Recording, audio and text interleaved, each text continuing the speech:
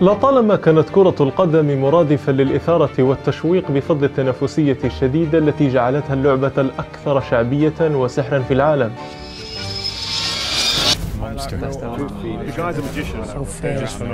هذه التنافسية لا تقتصر على الأندية فقط، بل امتدت لتشمل اللاعبين أنفسهم، حيث تعشق الجماهير إضفاء طابع المنافسة بين أبرز النجوم في كل حقبة زمنية، مما يضفي المزيد من الحماس والنقاش حول أحقية كل نجم بلقب الأفضل. من بين جميع المنافسات بين اللاعبين التي شهدتها كرة القدم عبر تاريخها، تبرز المنافسة الأسطورية بين النجمين كريستيانو رونالدو وليونيل ميسي.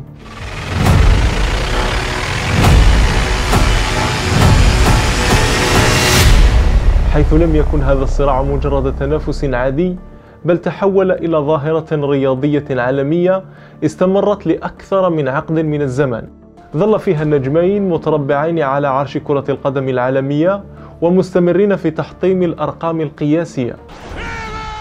Cristiano Ronaldo and Lionel Messi are two of the most celebrated players in the world of soccer. في هذه الحلقة أصدقائي سأخذكم في رحلة لاستعراض أبرز الأرقام والإنجازات الخاصة بكلا النجمين، في محاولة للإجابة على السؤال الذي شغل عقول عشاق كرة القدم، وهو من الأفضل، ميسي أم رونالدو؟ لذلك صديقي أحضر كأس شاي ساخن واستمر معي في هذه القصة. بالإضافة إلى ذلك صديقي، سيسرني كثيرا أن تقوم بالإعجاب بالفيديو لتشجيعنا على الاستمرار، وأن تعلق برأيك في الحلقة.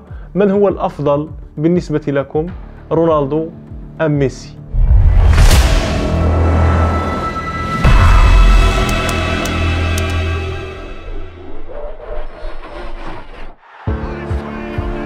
كرة القدم قصة جميلة يجب أن نخبر بها الجميع، أولادنا وأحفادنا. سنسردها بحب وبشغف. هذه حكاية كرة القدم، نسردها لأنها حقيقية.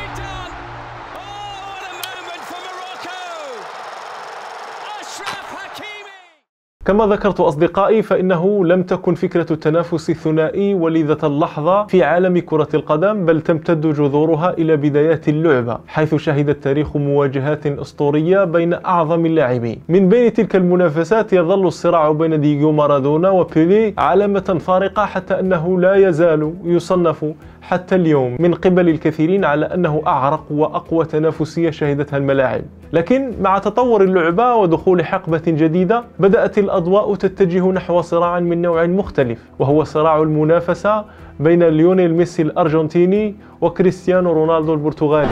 عشيري ليونيل ميسي، 10 السنين يا بولجا، أيام الزمان يا ستشق الحناشر وتتجمد الأقلام في حبك يا رونالدو يا تورنادو. أخذت المنافسة تدخل في طي الجد تدريجيا مع انتقال رونالدو إلى ريال مدريد في عام 2009.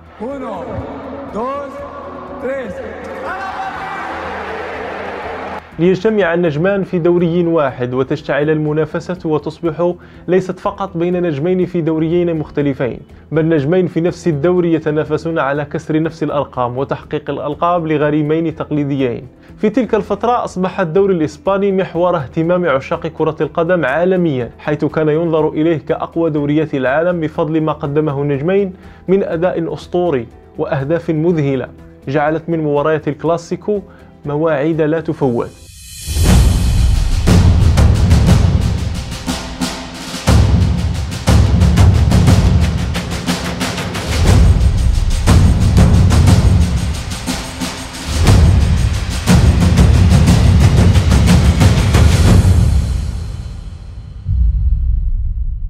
لكن المدهش أصدقائي أن هذه المنافسة لم تتوقف عند حدود الدوري الإسباني، فعلى الرغم من انتقال رونالدو إلى يوفنتوس ثم مانشستر يونايتد وأخيرا إلى النصر السعودي حاليا، وخروج ميسي إلى باريس سان جيرمان ومن ثم إلى إنتر ميامي، إلا أن شغف الجماهير بهذه الظاهرة الكروية الجميلة استمر دون انقطاع، ليبقى السؤال الأهم حاضرا: من الأفضل، ميسي أم رونالدو؟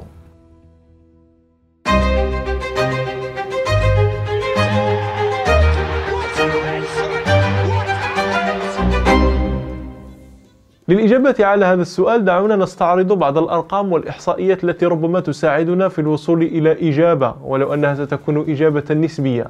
بالنظر إلى الأرقام والإنجازات الفردية فكل منهما يمتلك أرقاما قياسية تميزه من منافسه، فرونالدو هو الأكثر تسجيلا للأهداف والهداف التاريخي لبطولة دوري أبطال أوروبا ب 140 هدف مقابل 129 هدف لميسي في المركز الثاني. كذلك يتفوق رونالدو في صناعة الأهداف بواقع 48 أسيست مقابل 45 لميسي. يظهر هنا تفوق طفيف لرونالدو في دوري الأبطال، وبالتأكيد لا يمكن إنكار أنه كان أحد العناصر الأساسية التي ساهمت في تتويج الريال ب4 ألقاب لدوري الأبطال في غضون 5 مواسم. بينما على مستوى الدوري الإسباني يتشارك كلاهما في أنه الهداف التاريخي للقطب الذي يمثله، فرونالدو هو الهداف التاريخي لريال مدريد ب 450 هدف، بينما ميسي هو الهداف التاريخي لبرشلونة ب 672 هدف.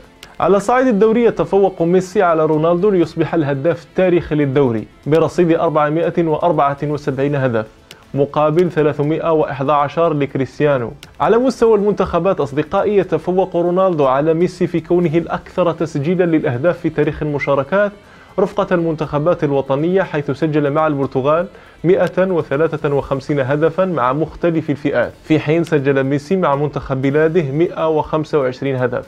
ويعتبر رونالدو هو الهداف التاريخي في كرة القدم وأكثر من سجل أهدافا موثقة في تاريخ اللعبة، ونحن هنا نتحدث عن الأهداف الموثقة، لأن بيلي ادعى أنه سجل أكثر من 1000 هدف، ولكن تم التشكيك في تلك الإحصائية ولم يتم توثيقها. على الجانب الآخر فإن ميسي يتفوق على رونالدو في كونه الأكثر صناعة للأهداف في التاريخ، ولعل تلك الإحصائيات توضح جزءا كبيرا من شخصية كل منهما في الملعب. فرونالدو هو مهاجم لا يعرف الرحمة وأعظم مسجل للأهداف في التاريخ، بينما على الجانب الآخر ليونيل ميسي يتميز بموهبته المتفردة وقدرته الاستثنائية على صناعة الأهداف، بالإضافة إلى مهاراته الكبيرة في التسجيل كذلك. لكن في النهاية من حيث الأرقام الفردية سنجد تفوق بسيط لرونالدو، أما على مستوى الجوائز الفردية فسيتربع ميسي على عرش التتويج بالجائزة الفردية الأهم في عالم كرة القدم، وهي الكرة الذهبية، إذ استطاع تحقيقها 8 مرات وهو الأكثر تتويجا بها على مدار التاريخ،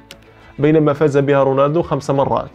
يأتي في الوصفة خلف ميسي كثاني أكثر لاعب فاز بتلك الجائزة. كذلك يحتل ميسي أيضا صدارة الحاصلين على جائزة ذا بيست، وهي التي تعطى لأفضل لاعب في الموسم، ولكنها تقدم من الفيفا، حيث حصل عليها 3 مرات بينما فاز بها رونالدو 2 مرات فقط.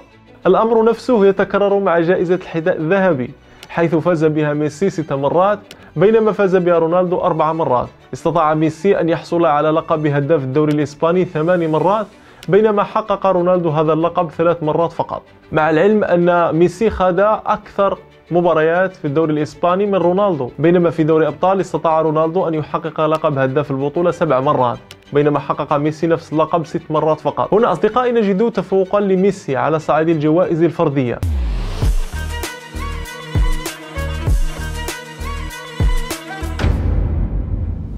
أما عن مسيرة كل منهما مع الأندية فكلاهما خاض تجارب متعددة، ولكن يحسب لكريستيانو رونالدو أنه خاض تحديات أكثر تنوعية وتعقيد، حيث أنه اللاعب الوحيد الذي استطاع الجمع بين لقب الدوري الإنجليزي والدوري الإسباني والدوري الإيطالي، أي حقق 3 من أصعب دوريات العالم. إذ خاض أصدقائي كريستيانو رونالدو رحلة احتراف طويلة بدأت من نادي سبورتينغ لشبونة البرتغالي، مرورا بمانشستر يونايتد الإنجليزي الذي حقق معهم الدوري ودوري الأبطال، ثم ريال مدريد الإسباني الذي حقق معهم كل شيء تقريبا، ثم يوفنتوس الإيطالي ليحقق معهم لقب الدوري، ثم العودة من جديد إلى مانشستر يونايتد في تجربة قصيرة لم تكن الأنجح قبل أن يتجه أخيرا إلى النصر السعودي. أما ميسي فكانت مسيرته أكثر استقرارا مقارنة برونالدو، إذ بدأ مسيرته مع برشلونة الإسباني وقضى معهم معظم فترات مسيرته وحقق كل شيء ممكن مع الفريق قبل أن ينتقل لباريس سان جيرمان الفرنسي، حين لم يستطع برشلونة تجديد عقده بسبب المشاكل المالية في النادي، ليقضي مع الفريق موسمين حقق فيهما لقب الدوري معهم قبل أن ينتقل إلى إنتر ميامي الأمريكي. أما على صعيد البطولات أصدقائي التي حققها الثنائي خلال مسيرتهما مع الأندية فقد حقق ميسي 12 لقب دوري محلي، كان أغلبها في إسبانيا، بينما استطاع رونالدو تحقيق 7 ألقاب دوري فقط، لكنها كانت أكثر تنوعية كما ذكرنا. حصد ميسي لقب الكأس المحلي 7 مرات، بينما حصد رونالدو لقب الكأس المحلي 5 مرات، بينما فاز ميسي ببطولة السوبر المحلي 8 مرات في مقابل 6 مرات لرونالدو. وعلى الصعيد القاري فقد فاز رونالدو بلقب دوري أبطال أوروبا 5 مرات، بينما فاز بها ميسي 4 مرات، وتساوى كلاهما بعدد مرات الفوز ببطولة السوبر الأوروبي ب3 ألقاب لكل منهما، بينما يتفوق رونالدو على ميسي في عدد مرات الفوز ببطولة كأس العالم للأندية، إذ فاز بها رونالدو 4 مرات، بينما استطاع ميسي تحقيقها رفقة برشلونة 3 مرات.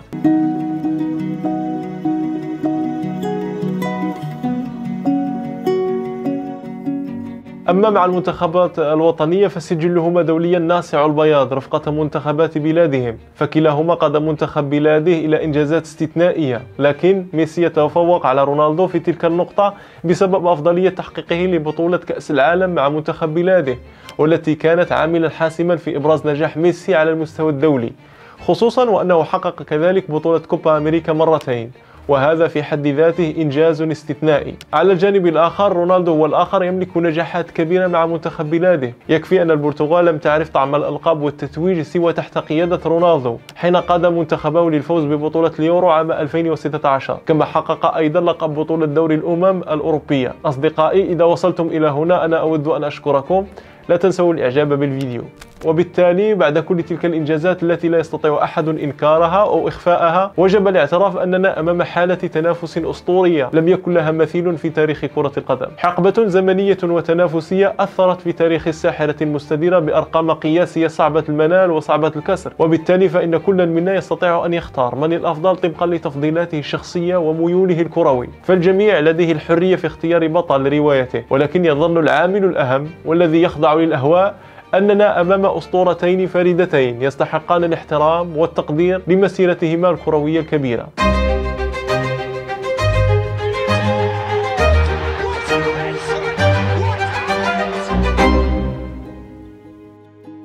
في الحقيقة إذا أردنا أن نستفيد شيئا من هذه القصة ومن هذا التنافس، هو أننا لا بد أن نتشبث بأهدافنا وأن نسعى إليها جاهدين. أصدقائي، إذا راق لكم هذا الفيديو أتمنى صادقا أن تشجعونا بلايك للفيديو، لأن هذا سيساعدنا أن نظهر لأشخاص آخرين. كذلك لا تنسى أن تدلي برأيك الشخصي من الأفضل بعد أن استمعت لهذه الأرقام الكثيرة، هل ميسي أم رونالدو؟ ألقاكم في الحلقة القادمة إن شاء الله. هذا سعفان يحبكم كثيرا، ألقاكم في الحلقة القادمة إن شاء الله. السلام عليكم.